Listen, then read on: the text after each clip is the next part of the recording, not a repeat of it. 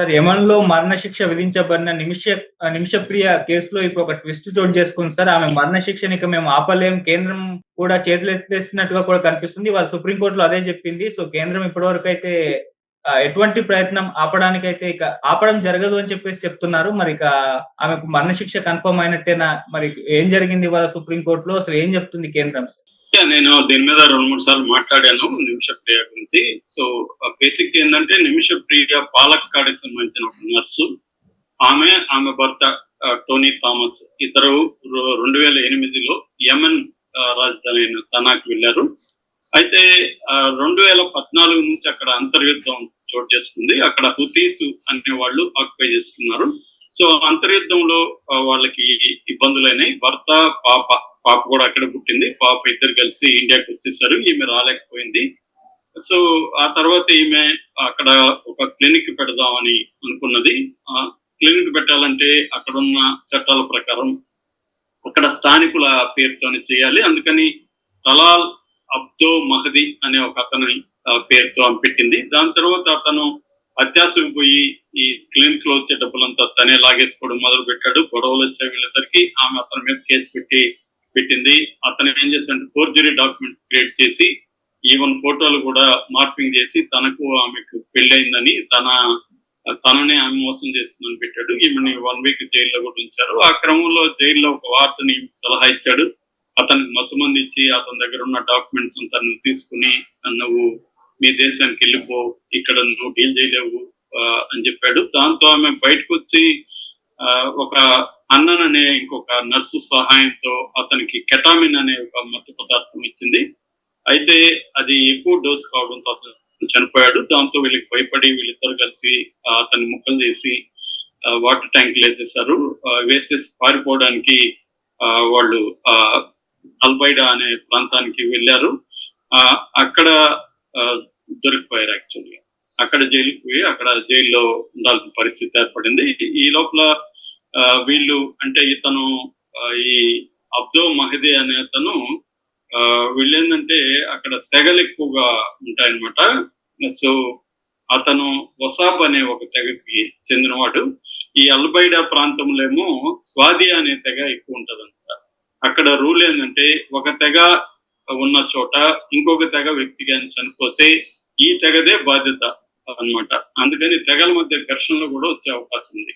మొదట్లో వాళ్ళకి ఏమి చంపిందని తెలియదు. అందువల్ల ఆ 2 తెగల మధ్య గొడవలు వచ్చే అవకాశం ఉంది. దాంతో ఈ తెగ ఏం చేస్తారు, స్వాది తెగ ఈమెను పట్టుకుని తమ కంట్రోల్ పెట్టుకొని వీళ్ళకి ఇన్ఫార్మ్ చేశారు. ఎవరు ఇలా బంధువులకి, చనిపోయిన అతని బంధువులకి. వాళ్ళు వచ్చి ఈ అమ్మాయిని తీసుకొని సనాకి వెళ్ళారనమాట. ఈ జైలు నుంచి తీసుకుని అక్కడికి వాళ్ళు ఉన్న ప్రాంతానికి వెళ్ళారు. నిజానికి అప్పుడు వాళ్ళు చంపేయాలనుకుంటే అమ్మాయిని చంపేసి ఉండొచ్చు. కానీ వాళ్ళు చట్టబద్ధంగానే ఈమెని ఏమి చేయకుండా సురక్షితంగా తీసుకొని వచ్చి సనాలో ఉండే పోలీసు అధికారులకు అప్పగించారు. అక్కడ ఆమె కోర్టులో ప్రవేశపెట్టారు. కోర్టు ఆమెకు ఫస్ట్ మరణశిక్ష విధించింది. దాని తర్వాత మన ఇండియన్ గవర్నమెంట్ హైకోర్టు, ఢిల్లీ హైకోర్టుకి వీళ్ళు వెళ్ళారు. తల్లి ప్రేమకుమారి ఇంకొంతమందిని కలిసి ఫ్రెండ్స్ వాళ్ళు కలిసి ఢిల్లీ హైకోర్టుని కదిలిస్తే ఢిల్లీ హైకోర్టు 2 విషయాల్ని మన గవర్నమెంట్ కి చెప్పింది. ఒకటి లీగల్ ఎయిడ్ లేకపోతే డిప్లొమాటిక్ నెగోషియేషన్స్ చేయమని చెప్పింది. రెండవది తల్లిని ఆ దేశానికి పంపించడానికి అనుమతి ఇవ్వమని చెప్పింది. ఎందుకంటే అప్పుడు 2014లో అక్కడ యెమెన్ లో ఇది ఎప్పుడైతే జరిగిందో మన ఎంబసీ కానీ ఏమీ లేదన్నమాట. అక్కడ మనకి యెమెన్ కి మధ్య దౌత్య సంబంధాలు కట్ అయిపోయినాయి. ట్రావెల్ కూడా బ్యాన్ చేశారు ఇండియన్ గవర్నమెంట్. సరే అని ప్రత్యేకత ఇచ్చి 2024 ఏప్రిల్లో ఈ శాంతికుమార్ వాళ్ళ తల్లిని పంపించారు. ఆమె ఇప్పటి వరకు ఈ 1 year లో 2 సార్లు కూతుర్ని కలిసింది. జైలుకి వెళ్ళి కలిస్తే కూతురు ఏడుస్తూ వచ్చి హక్ చేసుకోవడం, నాకేం కాదు నువ్వు ధైర్యంగా ఉండని చెప్పింది. తల్లికి తెలుసు కూతురు నటిస్తుంది నా కోసం అని. ఆయన ఆమె గొప్పతనం ఉంది. ఈ లోపల save Nimisha Priya international council అని ఒకటి ఏర్పడింది. దాని ద్వారా కొంత డబ్బులు దాదాపు ఒక 34-35 లక్షల డబ్బులు కలెక్ట్ చేశారు. కలెక్ట్ చేసి అక్కడ ఇచ్చారు. అక్కడ దియా అని ఒక సిస్టమ్ ఉంటది వాళ్ళ దీంట్లో. దియా అంటే బ్లడ్ మనీ. అంటే ఎవరినైతే మనం చంపామో వాళ్ళకి మనం డబ్బులు ఇస్తే ఆ ఫ్యామిలీ కానీ క్షమాభిక్ష పెడితే శిక్ష పడదనమాట. సో అందుకని ఈ చనిపోయిన అతని ఫ్యామిలీకి డబ్బులు ఇవ్వడానికి వీళ్ళు కలెక్ట్ చేశారు కొంతవరకు, కానీ అది సరిపోదు, వాళ్ళ డిమాండ్ ఎక్కువగా ఉందని చెప్తున్నారు. సో ఈ లోపల గవర్నమెంట్ ఏం చేసిందంటే లీగల్ హెల్ప్ అంతా కూడా ఇచ్చింది. అక్కడ లాయర్లకు ఫీజులు అవన్నీ కూడా మన వాళ్ళు గవర్నమెంట్ పెట్టి ఇచ్చింది. అయితే ఆ గవర్నమెంట్ తో మాట్లాడే పరిస్థితి లేదు, వాళ్ళు ఎవరు కూడా మన గవర్నమెంట్ తో మాట్లాడలేదు. అప్పుడు ఈస్ట్ ఆఫ్రికా కంట్రీ ఉన్న జిబౌటి అనే దేశంలో మన ఇది ఉందన్నమాట, ఎంబసీ ఉంది. అక్కడ ఆ గవర్నమెంట్ ద్వారా వీళ్ళకి నోట్ వెర్బల్ అంటారు.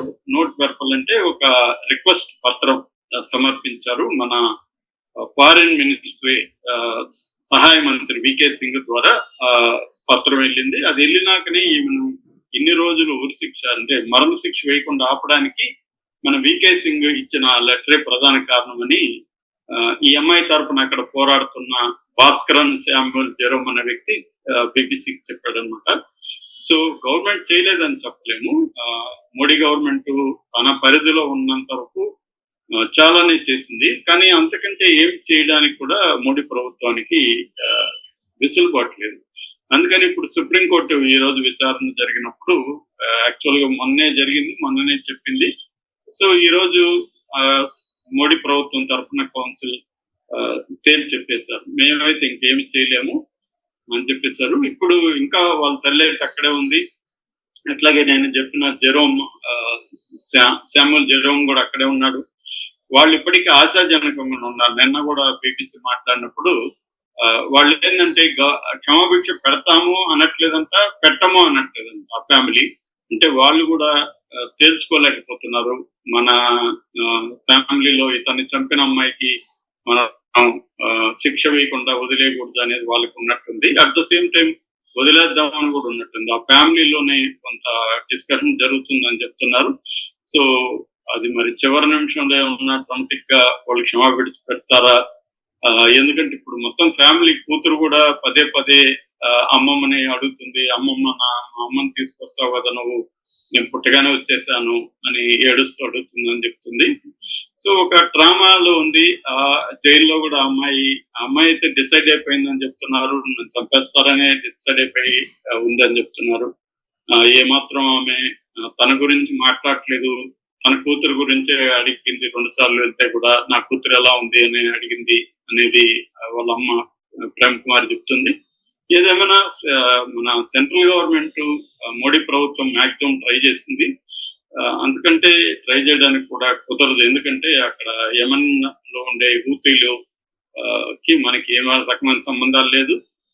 వీలైనంత వేరే ఆఫ్రికన్ కంట్రీస్ ద్వారా ట్రై చేశారు. నిజానికి ఇరాన్ చెప్తే వింటదని ఒక ఇది ఉంది, కానీ ఇరాన్ కూడా ఇజ్రాయెల్ వారికి సంబంధించినప్పుడు ఇండియా ఓపెన్ గా ఇరాన్ వైపు నిలబడలేదు. అందువల్ల కూడా గట్టిగా ఇప్పుడు ఇరాన్ కి చెప్పే పరిస్థితి కూడా కనిపించలేదని చెప్తున్నారు. సో ఆల్ పాజిబుల్ ఇదైతే ఉన్నారు. ఇప్పుడు ఓన్లీ ఆ ఫ్యామిలీ వీళ్ళు ఇచ్చే డబ్బులు తీసుకొని క్షమాభిక్ష పెడితే ఈమె బయటకు వస్తుంది. లేదంటే మాత్రం ఆమెకైతే రేపు లేదా ఎల్లుండికి మరణ శిక్ష పడే అవకాశం అయితే ఉంది. నేను చాలాసార్లు చెప్పాను, మన గల్ఫ్ కంట్రీస్ లో వెళ్లే వాళ్ళు కొంచెం జాగ్రత్త తీసుకోవాలి. అక్కడ చట్టాలు వేరే ఉంటాయి, మనలాగా డెమోక్రటిక్ వ్యవహారం ఉండదు.